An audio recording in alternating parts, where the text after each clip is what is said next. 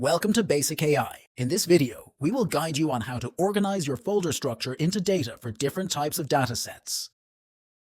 For LiDAR Fusion Dataset, the compatible folder structure should be like this as shown in the image. The folder structure is designed to separate different types of sensors, such as camera image and LiDAR point cloud. When multiple sensors exist for each type, we differentiate them by adding an underscore followed by an index number. Therefore, the final folder names will be such as camera image 0, and LiDAR point cloud 0. All the data are contained in the folders. Based on that, the LiDAR Fusion folder should be organized as shown on the screen now. In the folder, the file names of different files determine which data are contained. Different sensors may have configurations, and each sensor type has a separate folder for configurations. For example, camera config will affect all projection-related features.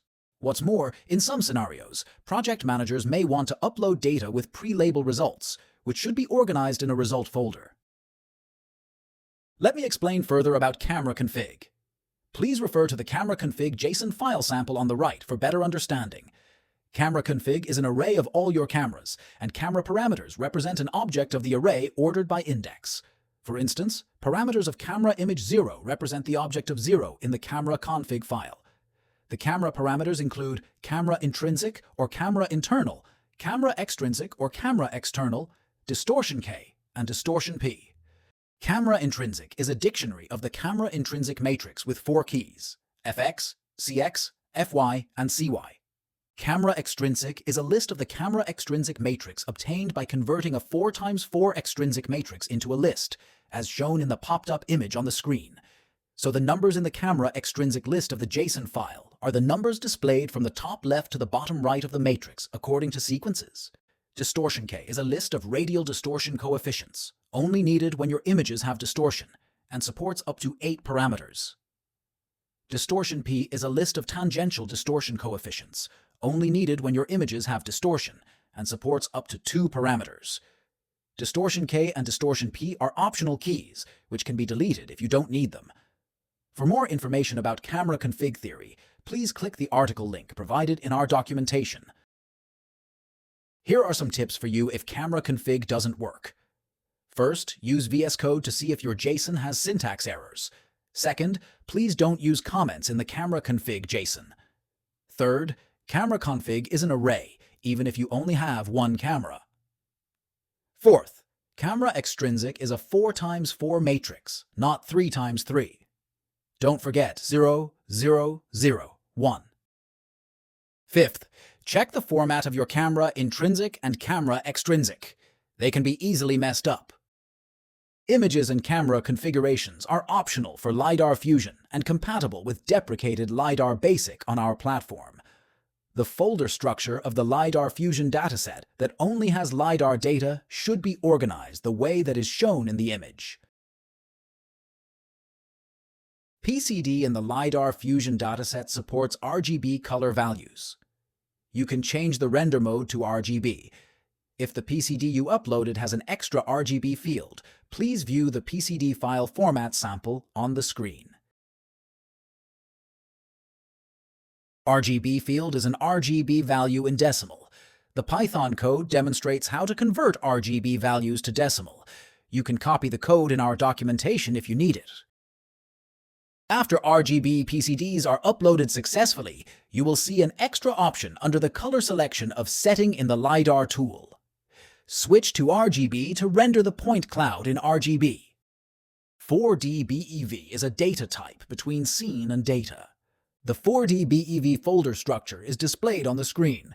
Multiple images from different sensors and timestamps construct the image party of the data, while their PCDs will be constructed into a single PCD offline.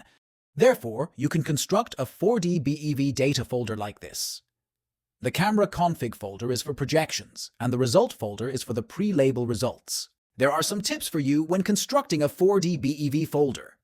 First, there is no 0 after LiDAR point cloud folder.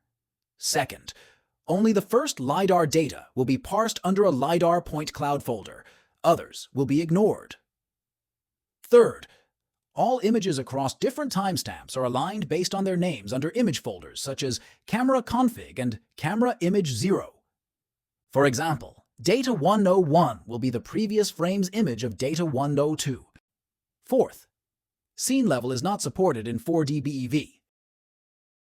When it comes to image data, images can be directly uploaded to the image dataset, and a video can be treated as a scene after frame extraction. For directly uploading, both a zip with or without image 0 folder level are supported. If you want to upload data with pre-labeled results, you must put all images inside the image or 0 folder. Pre-label results in the result folder correspond to image files by name. If you are going to process a segmentation or instance task on a video, you can upload a video with a frame extract configuration. After extraction, each video will be treated as a scene, while each frame will be treated as data. Since the video itself will be treated as a scene, additional scene level beyond the video is prohibited. Suppose you plan to annotate the videos or audio's timeline or audio track. In that case, you need to upload your data to the audio and video dataset with the folder structure as shown on the screen. For text annotation, you can directly upload text data to the text dataset. In the folder, each TXT file will be considered as data. For CSV, XLSX, XLS files, only the text in the first column will be parsed, and each row except the first row will be regarded as single data. If you want to upload data as compressed files with pre-labeled results, you can follow the format shown on the right. Both zips with or without text, 0 folder level are supported. However, the file type must be TXT.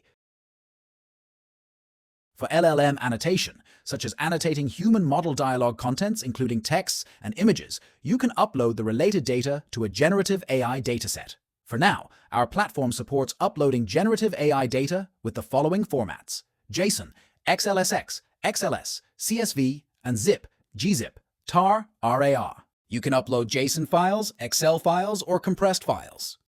If you upload a JSON file, each JSON file will be treated as one single data, and the name of the JSON file is regarded as the data name. The file is parsed according to the following fields: role, which is the role in a dialogue, which is user or bot, affecting the display outcome on the tool page. Type, optional, which is text or image, distinguishing the data content.